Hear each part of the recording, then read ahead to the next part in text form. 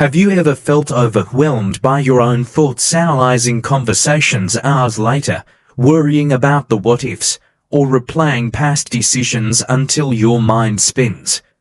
You're not alone. In fact, what many label as overthinking may actually be a profound gift and expression of high sensitivity and deep emotional intelligence. In this eye-opening and heartfelt 20-minute video, we explore the truth behind overthinking through the lens of Carl Jung's teachings on the unconscious mind, the shadow, and individuation. You'll learn why your tendency to overanalyze isn't a flaw. It's a signal that you feel deeply, process richly, and care more than most. We'll uncover how our society mislabels sensitivity as weakness, and how embracing your inner depth can lead you to profound self-acceptance and even healing.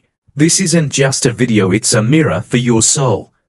If you've ever been told you're too much, too emotional, or too sensitive, this message is for you. Together, we'll explore your inner world with compassion, curiosity, and courage, and help you turn overthinking into insight. Have you ever lain awake at night, your mind racing through every conversation, every possibility, every detail you wish you'd handled differently? Maybe you've even asked yourself, why can't I just let things go? Why do I always think so much? What if I told you that your overthinking isn't a flaw? That it's not weakness or insecurity, but a sign of something far more powerful. Carl Jung, one of the greatest psychological thinkers of our time, believed that everything we experience on the surface, our emotions, our behaviors, even our habits, are rooted in deeper layers of the unconscious mind. And here's the truth: people who overthink often have a stronger connection to those deeper layers. You feel more, you notice more, you reflect more. And yet, because the world doesn't always value sensitivity, you may have been told to toughen up, to stop being so emotional, to stop thinking so much. But today, I want you to consider a different truth. Overthinking is not a sign of weakness. It is the echo of your inner wisdom asking to be heard. Part 1. The nature of overthinking. Let's start with a question. What exactly is overthinking? It's the tendency to replay situations in your head, to worrying about outcomes, to analyze what could go wrong, to seek meaning in every word, every pause, every choice. But underneath this mental spiral is often one thing: emotional depth.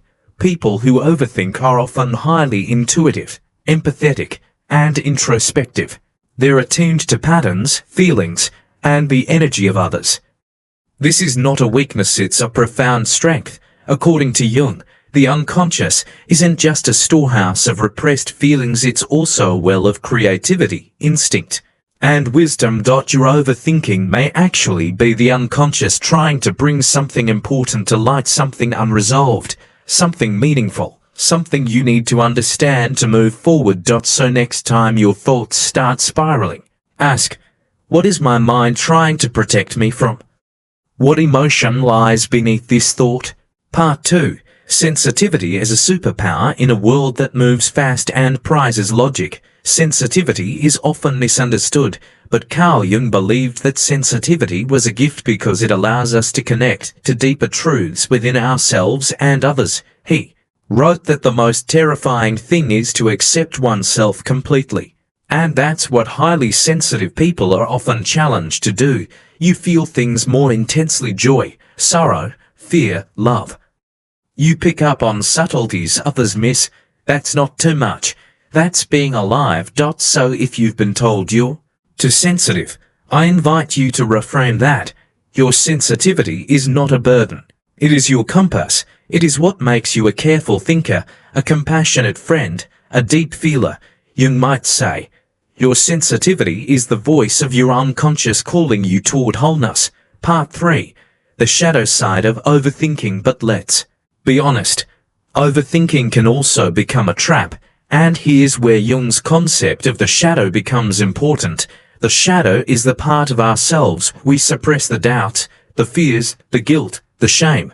Often, what we overthink about is directly tied to what we're avoiding in the shadow. For example, if you constantly replay how others perceive you, Perhaps your shadow holds fears of unworthiness or rejection. Jung believed that we can only become whole by bringing the shadow to light, by integrating what we have pushed away. So when you catch yourself spiraling in thought, pause and ask, what part of me am I not willing to face?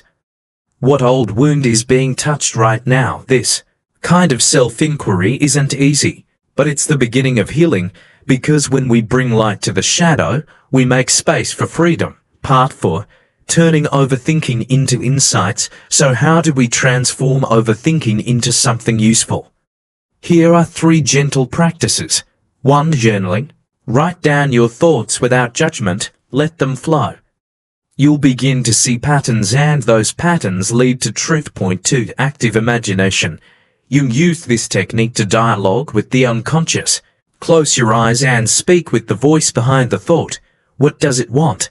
What is it protecting? 3. Mindful awareness. Don't fight the thought, observe it. Ask, is this thought helpful, or is it fear in disguise? Let the insight come instead of chasing it. Over time, your mind becomes a mirror, not a maze. Part 5. Individuation and self-understanding. Carl Jung's central concept was individuation, the lifelong journey of becoming who you truly are. And overthinking, when used as a tool, can actually lead us deeper into that journey, because when you reflect deeply, you uncover your values, your wounds, your dreams, your truth. Instead of being pulled in every direction by other people's opinions, you start asking, what do I truly believe? What feels aligned with my inner self?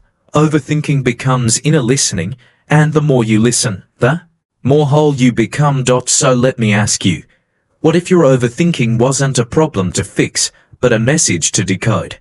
What if your sensitive mind is trying to guide you toward a deeper truth, a truth the world may not see, but your soul already knows? Today, I invite you to stop apologizing for your depth, to stop shaming yourself for caring too much, and to start embracing your mind as the beautiful, complex, intuitive gift it is. If this message spoke to something inside you, I'd love for you to share in the comments.